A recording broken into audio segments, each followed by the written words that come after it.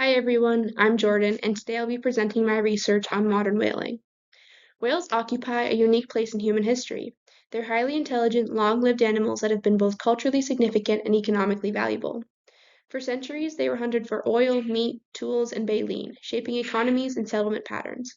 Over time, industrialization pushed many whale species toward collapse, ultimately leading toward the 1986 International Whaling Commission moratorium.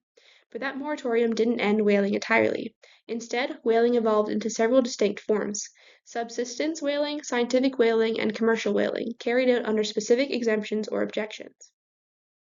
Modern whaling primarily affects four species: bowhead, beluga, minke, and fin whales.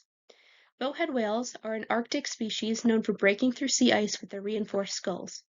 Their slow reproduction, a calf only 3 to 4 years, makes them vulnerable to overexploitation. Belugas are adaptable toothed whales that move between marine and estuarine habitats. Their complex vocalizations make them important ecological indicators in the changing Arctic. Minke whales are the most abundant baleen whales today. Their flexible feeding strategies and shorter calving intervals help explain why they continue to be targeted by commercial whaling nations like Norway, Iceland, and Japan. Fin whales, once heavily hunted, show partial recovery in some regions but remain a reminder of the long-term impacts of industrial whaling. Understanding these species, their life histories, ecological roles, and population trends is essential to evaluating whether any form of whaling can be sustainable. Whaling began as a small-scale indigenous practice, rooted in ceremony and survival. The major shift occurred during the 18th to early 20th centuries, when industrial technologies transformed whaling into a global enterprise. Explosive harpoons, factory ships, and long-range voyages allowed European and American fleets to hunt whales across nearly every ocean. This industrial expansion caused widespread population collapses.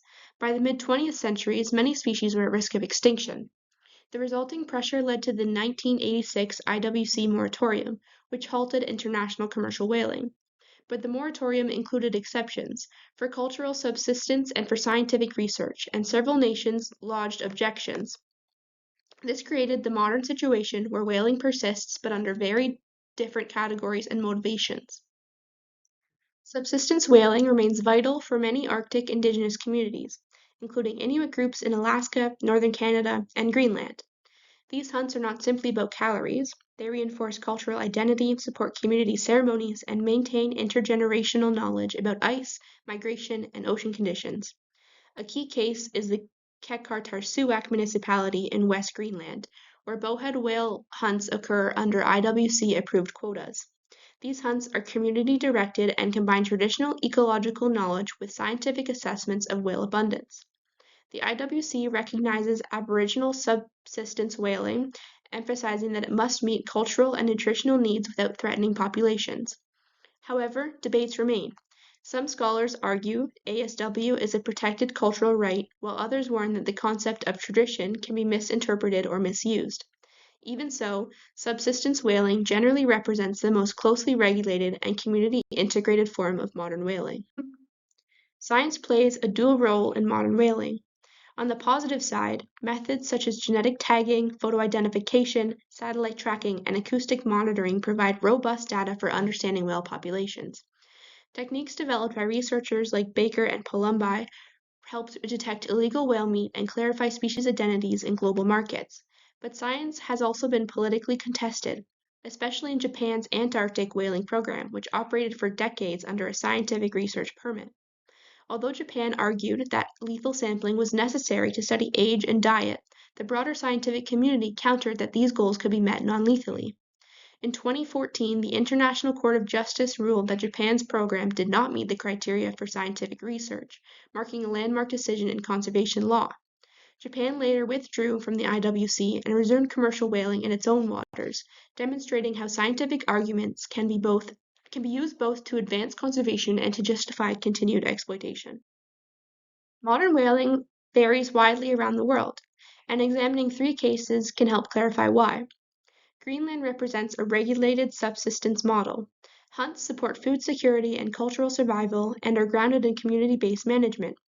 Norway and Iceland continue commercial whaling under objections to the IWC moratorium. They primarily hunt minke whales, arguing that their populations are abundant enough to sustain limited harvests. However, market demand is low, and reputational concerns, especially for Iceland, create economic uncertainty. Japan represents a unique geopolitical case. After the ICJ ruling, Japan left the IWC and resumed commercial whaling, citing cultural heritage and national sovereignty. These three examples highlight a central point. Whaling persists not because of a single rationale, but because cultural, political, and economic motivations differ across nations. Despite extensive research, significant limitations remain. First, there are gaps in whale population data, especially as climate change alters migration routes and prey availability. Second, indigenous ecological knowledge, which includes detailed observations of sea ice, currents, and whale behavior, is often undervalued in policy discussions. Third, enforcement gaps exist within the IWC framework, including scientific loopholes and exemptions for nations with formal objections.